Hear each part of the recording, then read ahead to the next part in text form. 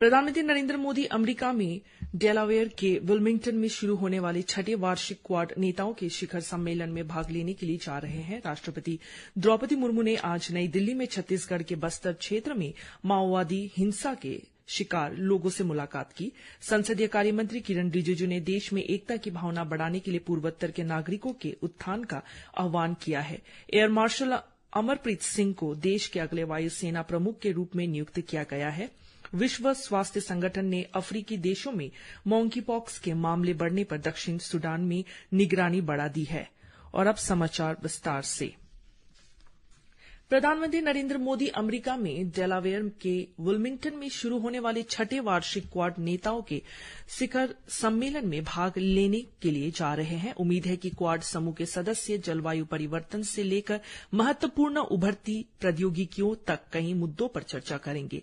Quad शिखर सम्मेलन से पहले प्रधानमंत्री मोदी आज रात राष्ट्रपति जो बाइडेन के साथ द्विपक्षीय बैठक करेंगे। श्री मोदी का ऑस्ट्रेलिया के प्रधानमंत्री एंथनी एल्बनीज और जापान के प्रधानमंत्री फूमियो किशिडा के साथ द्विपक्षीय बैठकें करने का भी कार्यक्रम है।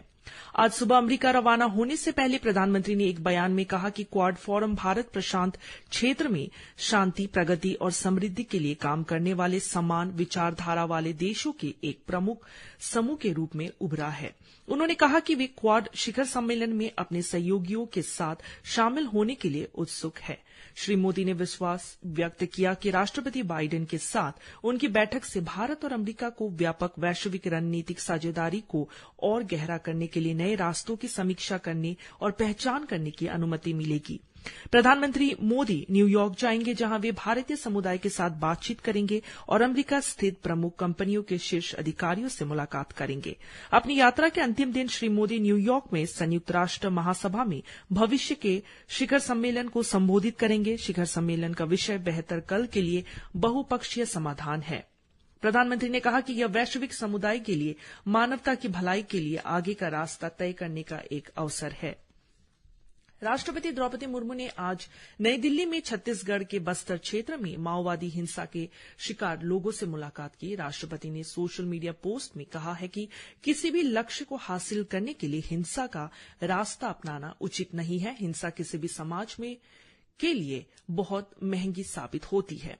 राष्ट्रपति मुर्मू ने वामपंथी उग्रवादियों से हिंसा छोड़ने का आग्रह किया। उन्होंने कहा कि सरकार उनकी समस्याओं को हल करने का हर संभव प्रयास करेगी। भारतीय जनता पार्टी के वरिष्ठ नेता और केंद्रीय गृह मंत्री अमित शाह ने आज जोर देकर कहा कि पाकिस्तान प्रधानमंत्री नरेंद्र मोदी से डरता है और इसलिए पिछले लंबे समय से जम्मू सीमा पर संघर्ष विराम का उल्लंघन नहीं हुआ है। आकाशवाणी के जम्मू संवाददाता ने बताया कि श्री शाह ने पुंछ जिले के मेंधर जिले में पार्टी के उम्मीदवार मुर्तजा खान के समर्थन में एक चुनावी रैली को संबोधित करते हुए कहा कि सीमाओं पर शांति है और मेंधर तथा अन्य सीमावर्ती जिलों के लोग शांतिपूर्वक रह रहे हैं।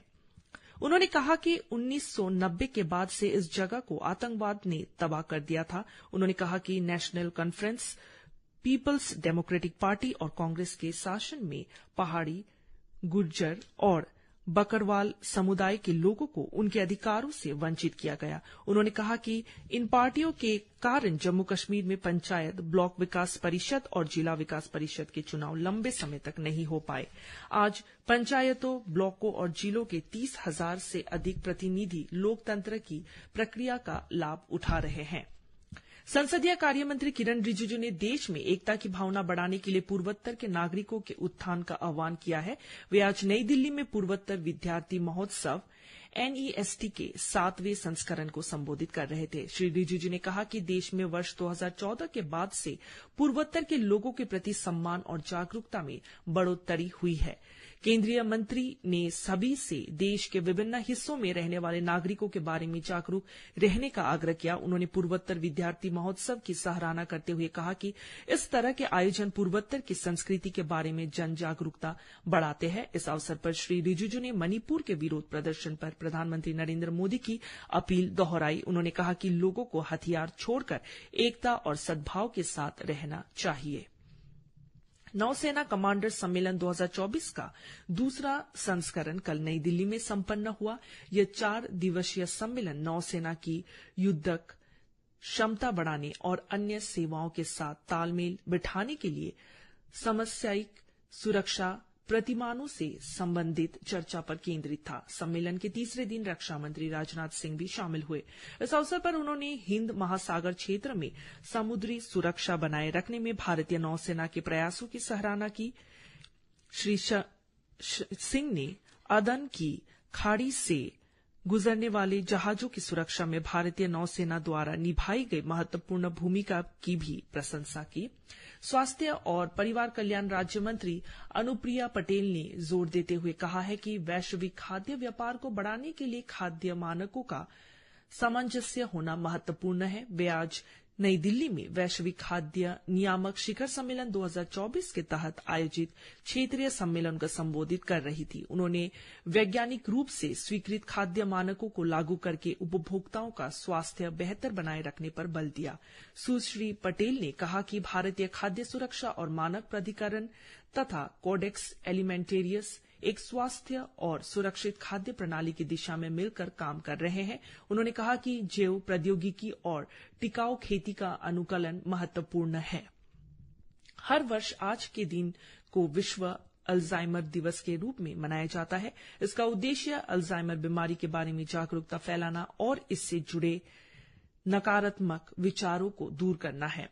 इस साल इस दिवस की विषय वस्तु डिमेंशिया पर कार्रवाई करने का समय, अल्जाइमर पर कार्रवाई करने का समय है। अल्जाइमर रोग में व्यक्ति का मस्तिष्क सिकुड़ने लगता है और कोशिकाओं को नुकसान पहुंचने से याददाश्त कमजोर हो जाती है और सोच तथा व्यवहार भी प्रभावित होता है।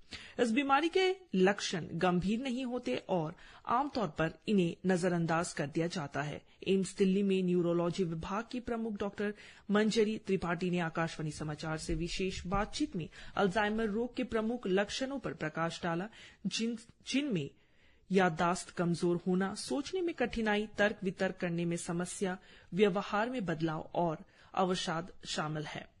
एयर मार्शल अमरप्रीत सिंह को देश के अगले वायुसेना प्रमुख के रूप में नियुक्त किया गया है। वे वर्तमान में वायुसेना के उप प्रमुख के रूप में कार्यरत है। एयर मार्शल अमरप्रीत सिंह इस महीने की 30 तारीख की दोपहर को एयर चीफ मार्शल विवेक राम चौधरी से वायुसेना प्रमुख का पदभार ग्रहण करेंगे। स्वच्छता ही सेवा 2024 अभियान पूरे राज्य में मनाया जा रहा है। इस बीच आकाशवाणी ईटानगर ने कल अपने कार्यालय परिसर में एक पेड़ मां के नाम अभियान के तहत पौधारोपण अभियान का आयोजन किया। पौधारोपण अभियान का नेतृत्व स्टेशन हेड श्री एन रमन जनप्पा ने किया और इसमें आकाशवाणी ईटानगर के सभी अधिकारियों और कर्मचारियों ने भाग लिया। इसी तरह ईटानगर नगर निगम आज कल नाहरलगन के जी एक्सटेंशन में सामूहिक सफाई अभियान चलाया गया। विश्व स्वास्थ्य संगठन ने अफ्रीकी देशों में मॉन्कीपॉक्स के मामले बढ़ने पर दक्षिण सूडान में निगरानी बढ़ा दी है। विश्व स्वास्थ्य संगठन के दक्षिण सूडान के लिए प्रतिनिधि हम्फ्री करमागी ने इस स्वास्थ्य संकट को देखते हुए शीघ्र और विश्वसनीय जांच के महत्व पर जोर दिया है। इससे पहले विश्व स्वास्थ्य संगठन ने वहां की प्रयोगशाला को उन्नत टेस्ट किट उपलब्ध कराई थी, जिससे वायरस का पता लगाने की दक्षिण सूडान की क्षमता बढ़ेगी। इस वर्ष जनवरी से अफ्रीका में मॉन्कीपॉक्स के 29,152 मामले दर्ज किए गए थे, जिनमें से 6,105 में मॉन्कीपॉक्स की पुष्टि हुई तथा मॉन्कीपॉक्स के कारण 738 लोगों की मौत हो चुकी है। सरकार ने 100 दिन की पहल के अंतर्गत गवर्नमेंट ई मार्केटिप्लेस GEM ने अपने प्लेटफॉर्म पर विक्रेताओं और सेवा प्रदाताओं के लेन-देन शुल्क में कटौती की है। वाणिज्य और उद्योग मंत्रालय ने कहा है कि GEM में अपना लेन-देन शुल्क लगभग 33% घटा दिया है, जिससे विक्रेताओं को लाभ होगा और वे ज्यादा प्रतिस्पर्धी बन सकेंगे। GEM ने अपने पोर्टल के लिए नई राजस्व नीति की घोषणा की है, जो इस वर्ष 9 अगस्त से प्रभावित हो गई है। इस नीति के अनुसार 10 लाख रुपए तक के लेन देन पर शून्य शुल्क लगेगा। इससे पहले यह सीमा 5 लाख रुपए थी। मंत्रालय ने कहा है कि इससे GEM पर लगभग 97% लेन देन शून्य शुल्क के दायरे में आ जाएगा। इसी के साथ ये समाचार बुलेटिन समाप्त हुआ। नमस्कार।